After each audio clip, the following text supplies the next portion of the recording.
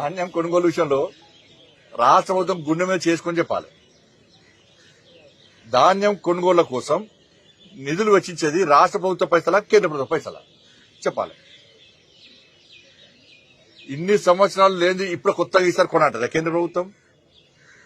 రాష్ట్ర ప్రభుత్వము మధ్యవర్తిత్వం వహిస్తుంది. సుధీల్తాడు పైసలు గాని, గోనె సంచి పైసలు గాని, అక్కడ లేబర్ పైసలు గాని, ట్రాన్స్పోర్టేషన్ పైసలు గాని, చివరకు అక్కడ పనిచేసే ఎంప్లాయీస్ ఉంటారు, వాళ్ళకు కూడా ఖర్చు కేంద్ర ప్రభుత్వం ఇస్తుంది. దీంతో పాటు గోడౌన్లలో స్టోరేజ్ కోసం కూడా పైసలు కేంద్ర ప్రభుత్వం ఇస్తుంది. రాష్ట్ర ప్రభుత్వం మధ్యవర్తిత్వం వహించేది కూడా కమిషన్ కూడా కేంద్ర ప్రభుత్వమే ఇస్తుంది. ఇది వాస్తవం. ఇది ఒక తెలంగాణ రాష్ట్రంగా దేశవ్యాప్తంగా ఉంటుంది. కాబట్టి కొనుగోలు చేయడంలో, ప్రణాళిక తయారు చేయడంలో రాష్ట్ర ప్రభుత్వం విఫలమైంది. ఇలా మేం చెప్పడం కాదు, వాళ్ళ పార్టీకి సంబంధించిన ఎమ్మెల్యేనే క్షమాపణ చెప్పిండు. వాళ్ళ పార్టీ సంబంధించిన ఎమ్మెల్యేనే క్షమాపణ చెప్పిండు. మేము దానికి సమాధానం వాళ్ళే చెప్పుకోవాలి. కాబట్టి జరిగింది ఏదో జరిగిపోయింది.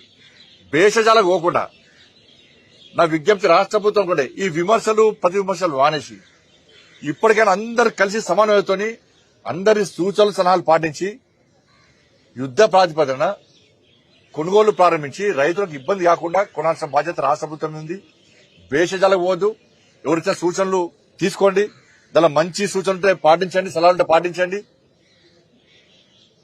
రైతులు నష్టపోకుండా ప్రతి గింజ కొంటాను మాటించి కాబట్టి ప్రతి గింజ కొనండి, బోనస్ ఇవ్వండి.